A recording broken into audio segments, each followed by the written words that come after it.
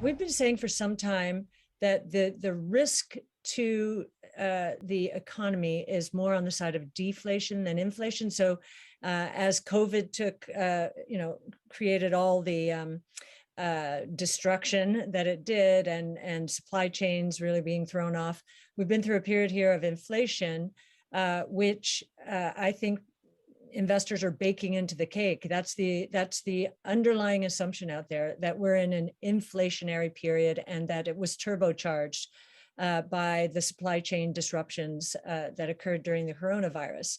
And of course, they will be focused on monetary policy when they say that.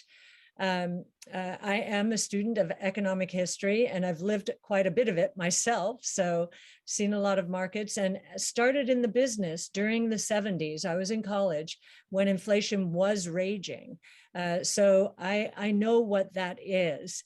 And I truly believe we are not going back there, and that anyone planning for it is probably going to be making some mistakes.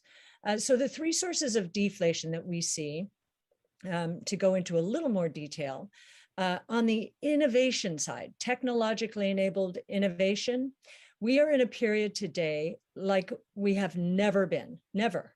I mean, you have to go back to telephone, electricity, and automobile to see three major technologically enabled sources of innovation evolving at the same time. Today, we have five platforms: DNA sequencing, robotics, energy storage, artificial intelligence, and blockchain technology, all of which are deflationary, and not just by a little bit either. Jeff Gundlach and Howard Marks, and I think Stan Druckenmiller and Ray Dalio, all of them, I think, have been very, very concerned about a deflationary bust. And we agree with them in this respect. We think it's going to be balanced by a deflationary boom. So that's where we differ.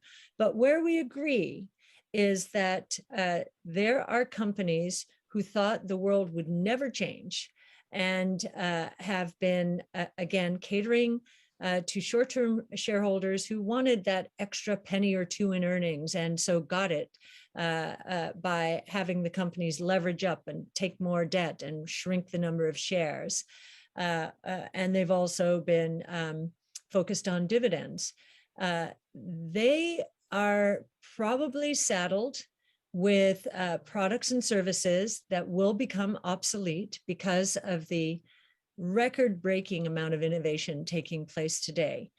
And in order to service their debt, they are going to have to cut prices and move those goods and services